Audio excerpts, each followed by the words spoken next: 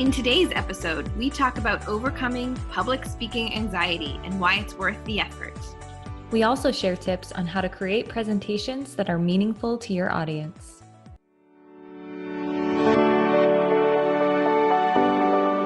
You're listening to the Meaningful Content Mixer. I'm Bonnie, a content professional focused on pre-sales and product marketing. And I'm Sarah, a content professional focused on post-sale knowledge management. Together, we like to explore what it takes to create meaningful content that is purposeful, demand-driven, and contextually relevant.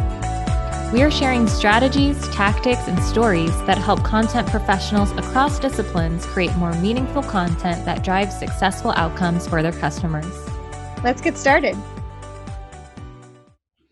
Hey, Sarah. Hey, Bonnie, how are you? Good. So today we actually have a fun topic, which is really about creating meaningful presentations. But what inspired this topic today is a post that you actually had on LinkedIn recently.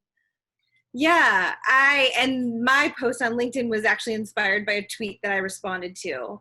And this connects back to the fact, as I shared in my post, that in 2017, just 3 years ago now, I had terrible presentation anxiety. And I kind of made a choice that I wanted to tackle it for the sake of my career. I think it was holding me back in my career in certain ways. And the main point of my post was just that the thing that made me get over it was just putting myself through it.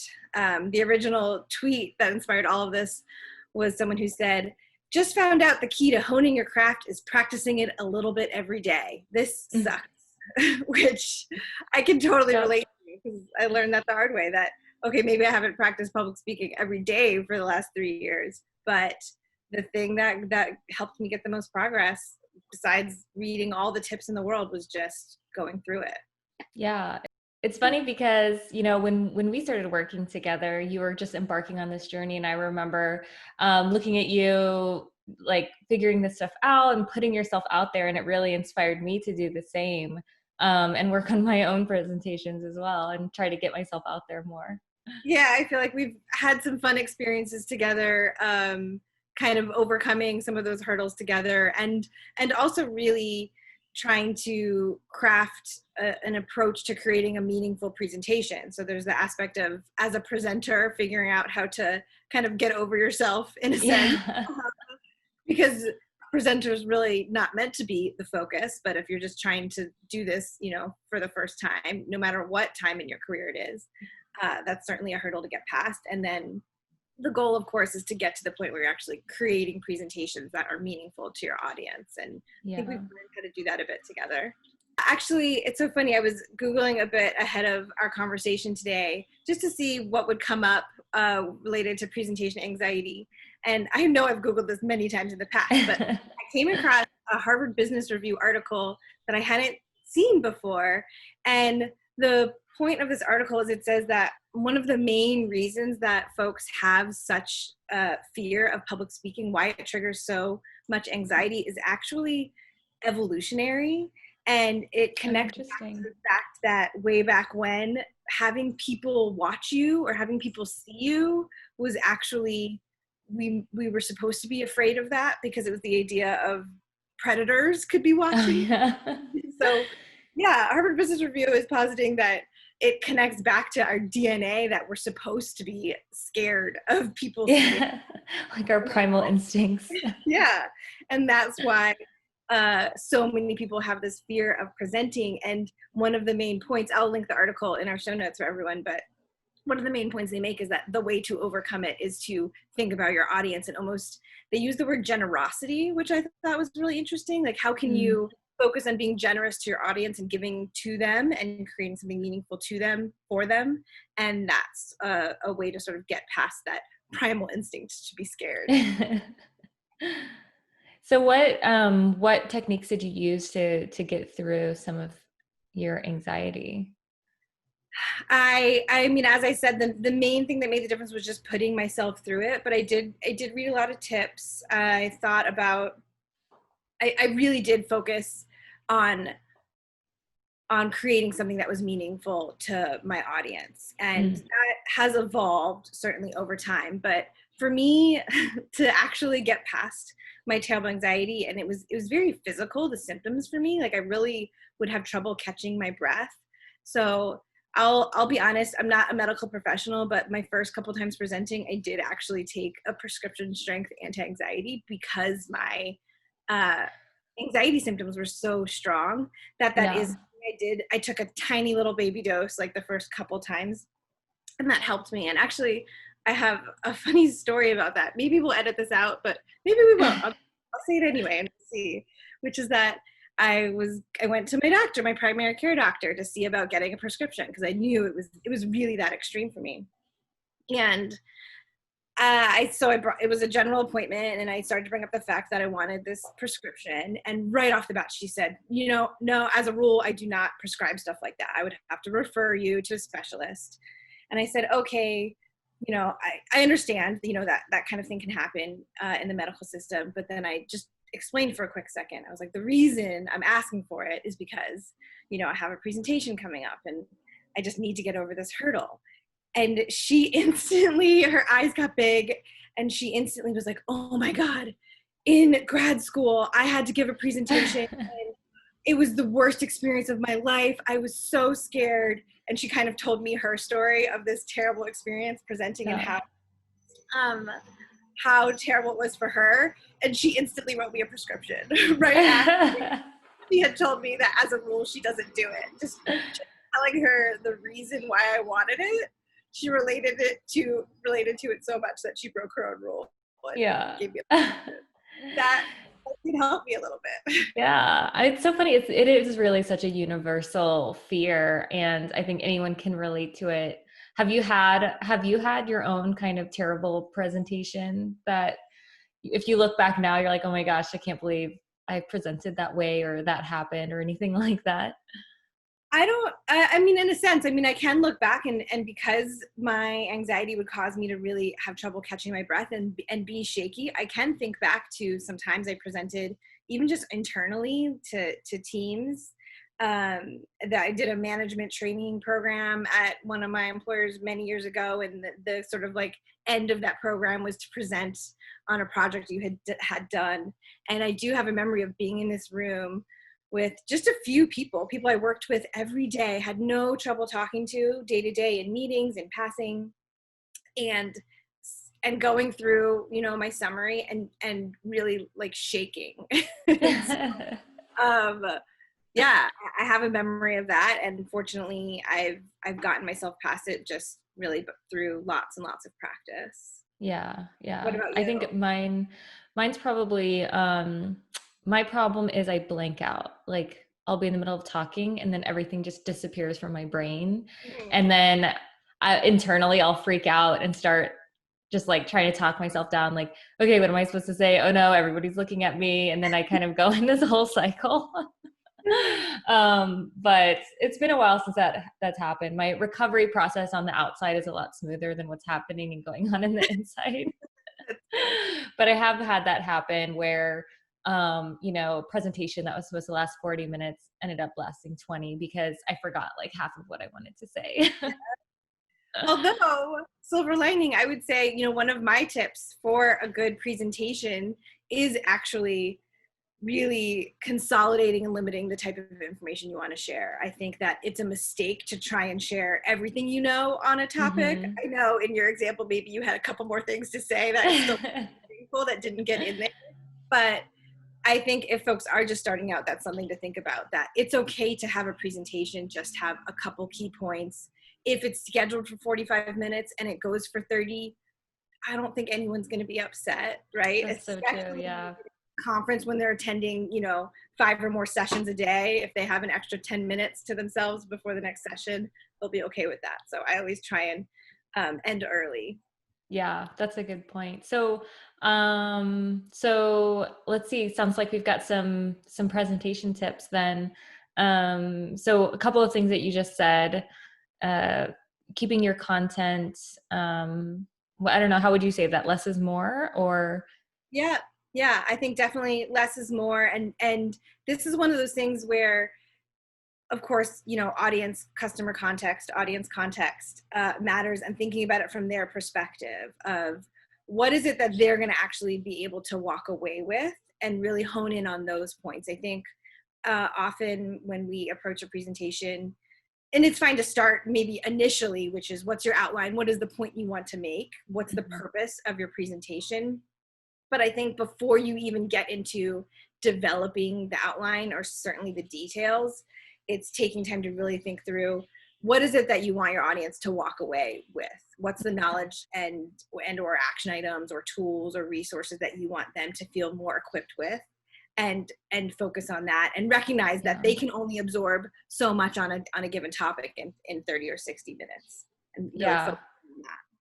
And I like that question, because I feel like whenever I get stuck and I have, maybe writer's block coming to a presentation, just remembering that it's not just a presentation. You're trying to tell someone something or teach them something, whether it's informing or persuading or whatever that may be.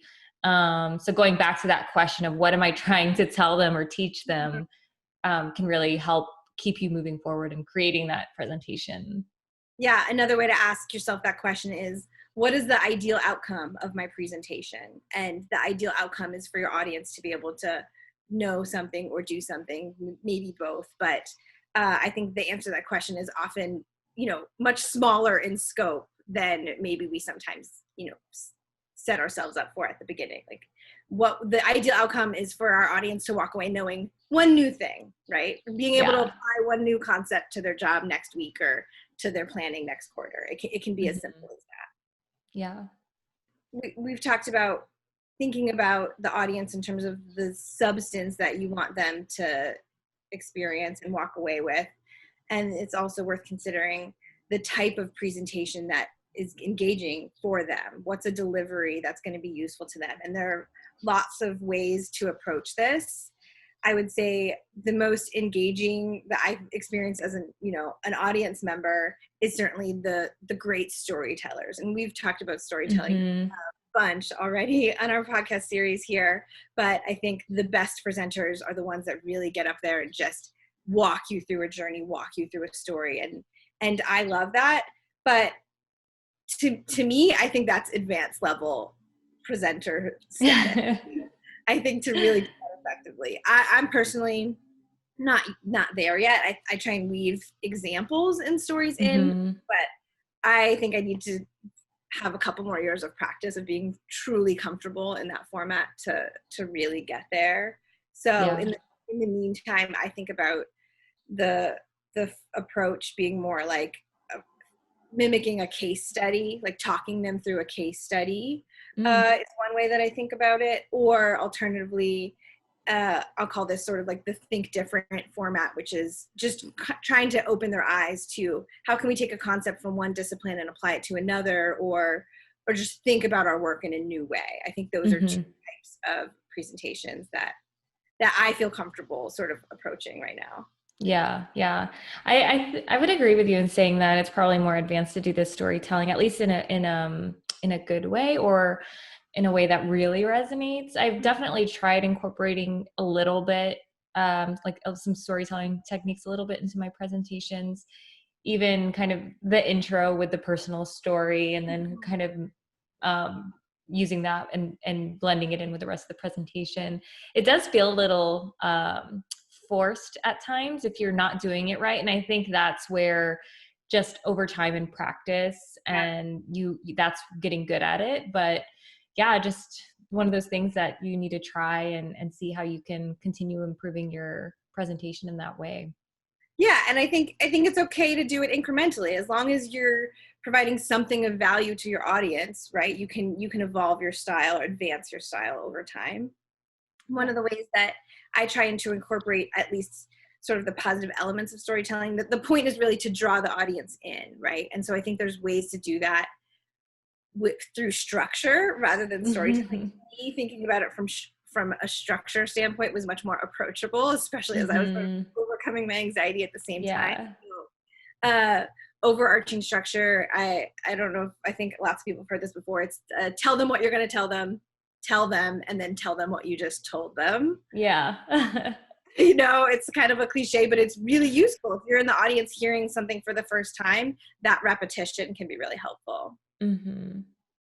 And then starting with why they should care, right? So maybe you're not starting with a really compelling story, but say something that connects to their point of view and something that matters to them, whether it's a challenge or a passion or, you know something about their audience, and you can say something that connects to their point of view and why they're even there in the first place.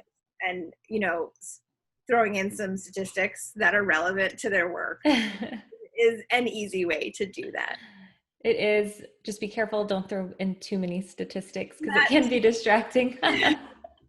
Yeah. I've been guilty of that in the past. Yes. Yeah. Just something to sort of connect the point, to validate the point that you're making.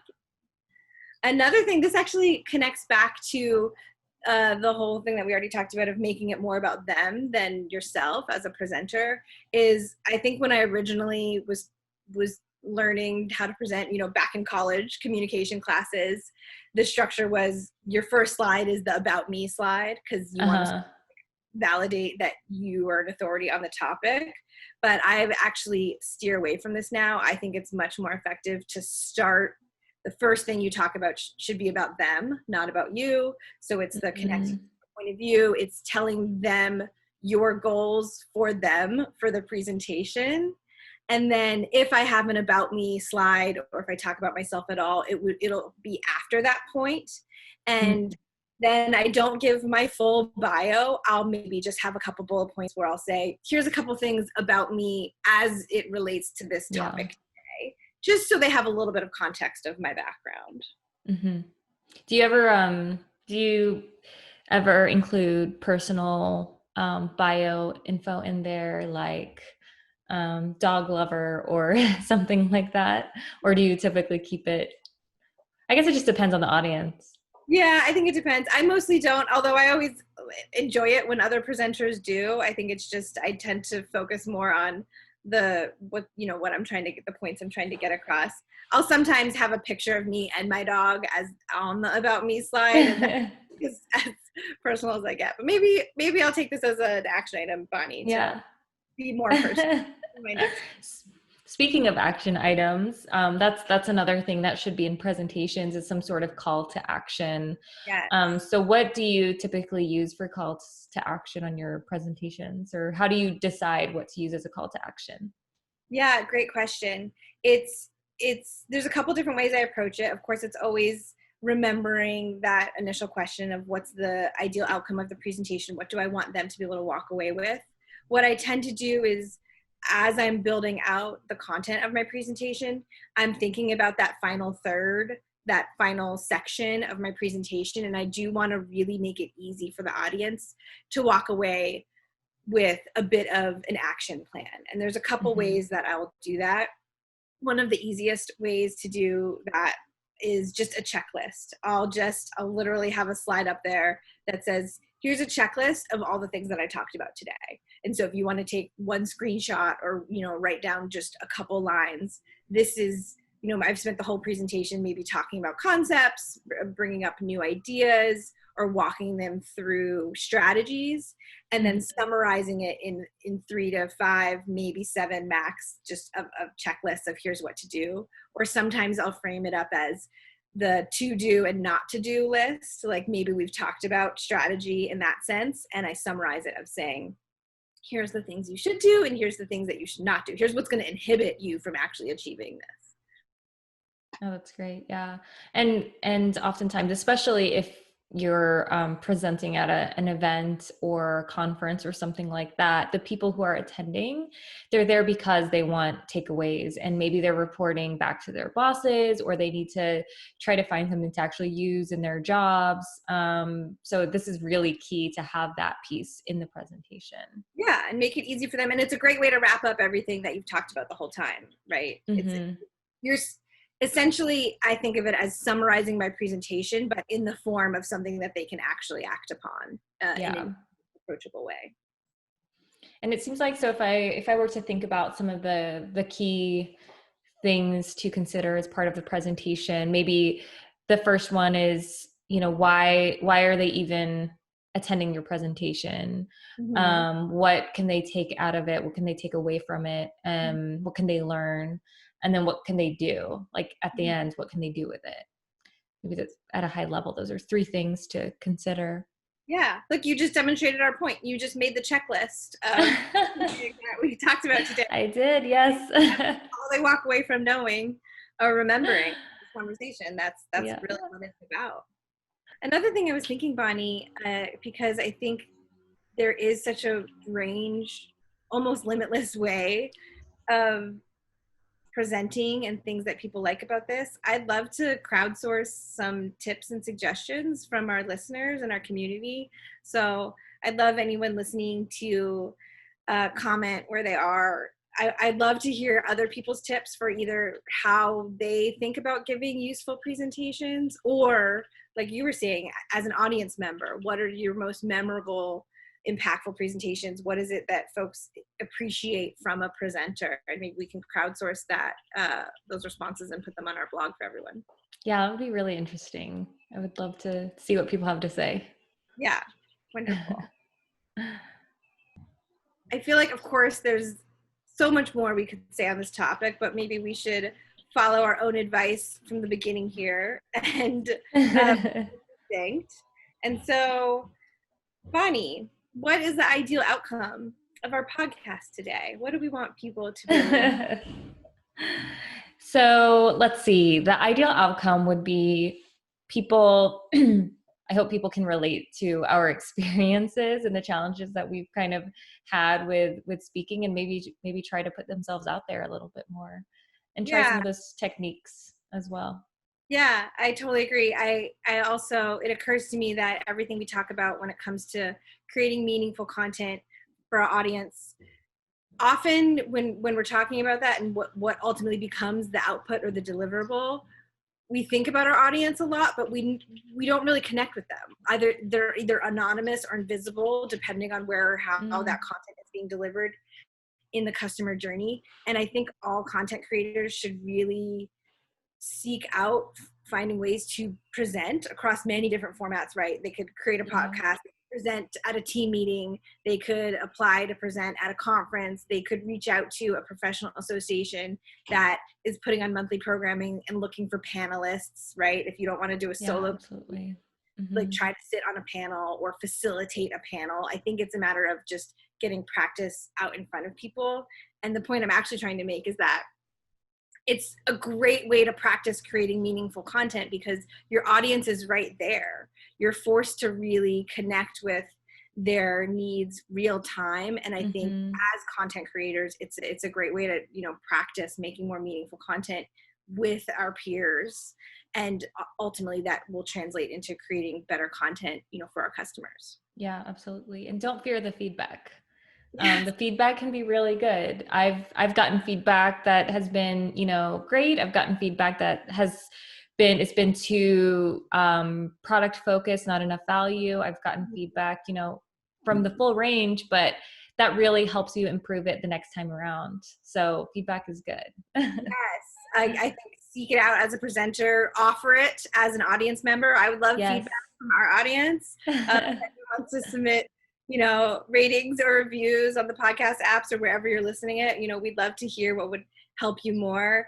I'll say as a presenter, the constructive feedback I've heard most often, that's been repeated the most, is people wanting more examples. And I think I tend to sometimes talk about things too conceptually or high level, and weaving in examples is one of the things that understandably helps people really connect to the material. And clearly it's something I need to continue to work on because it is heard a couple of times. So that's something that I'm working on constantly. Yeah. And it helps to have a friend or colleague that is willing to give you that honest feedback. Yes. I will say, you and I practicing together was hugely helpful for me. So it's good to have somebody to bounce your presentation off honestly before you put it out there. Yeah, I love that you brought that up. Actually, way back when, I think it's been just over 3 years since my first conference presentation. I remember at work, I wanted to do a test run, and I invited some of my colleagues to, an hour-long meeting, and I set the stage. I said, this is what I'm presenting coming up soon at a conference, and I want a practice run. I told them I was nervous. I said I was looking for feedback on both my presentation style and the content. And I think, to your point, people are really willing to help out if you have a good rapport with folks, and you can kind of create that safe space to give that feedback. I think colleagues enjoy being supportive in that way. They're happy to do it. And so that's something to consider if you're trying to get over an anxiety bump. Yeah, we all feel it. We're all in it together. Yeah. And ultimately, we all just want to learn from each other. And I think that's why it's so important to practice and get better at it. And it's such a valuable way to learn from your peers. I know I personally learn so much myself every time I give a presentation by thinking about what the audience needs to know. Mm-hmm. Absolutely. Do you have any favorite presenters? Or things that inspire you in your presentations? Maybe they're not presenters, but maybe they just inspire you. Yeah, actually, I was thinking about this a little bit, because when we have guests on our podcast here, we like to ask them where they find inspiration, and we know that we like to seek inspiration in unexpected places. And I have an example of this, which I think is kind of funny, but it's worked for me, which is fitness class instructors. If you've ever done a group fitness class, the way the instructor sort of commands the room, their energy. And if you think about fitness class instructors and connect it back to what we already talked about in terms of you're there for your audience during a presentation, well, that's certainly true in an exercise class, in a fitness class. The instructor's really leading the audience or the class participants through something that's for them. So I think there's a bit of a metaphor there that's useful. And you can even think about the structure of a workout class. There's a warm up, then there's the main class. So true. And like the cool down. The cool down. And that's like kind of the reset time or the summary time. And then just the way that the instructor takes them through. They're encouraging them, and they often have really great energy and funny sayings. And in the last couple of years, when I have done fitness classes, I've kind of made mental notes of wanting to mimic them a little bit. Before we wrap up, actually, I wanted to share my favorite comment that I got on that LinkedIn post. It had a bunch of activity, but my favorite comment was from someone who was sort of relating to the fact that I said, you just have to put yourself through it. Like that's the way to get better, is to practice. And you can arm yourself with all of the information and the knowledge and the tips and tricks. And I think that's useful, but ultimately you have to do it. And the analogy this person gave was that he says, I'm clear I have all the knowledge or info I need to have six-pack abs, and I'm equally clear I don't have six-pack abs. And I think that summarized it so well. That you have all the understanding and knowledge in the world, and it's really just practicing that ultimately helps you reach those outcomes. Yeah, I'm sure that can put it into perspective for many others. It really just takes practice. And hopefully these tips are helpful to those listening, and hopefully people will join in the conversation and share some of their tips with us too. Yes, I enjoyed talking about this today, and I'm looking forward to see what other people have to say on this topic. All right. Wonderful. Thanks, Lauren.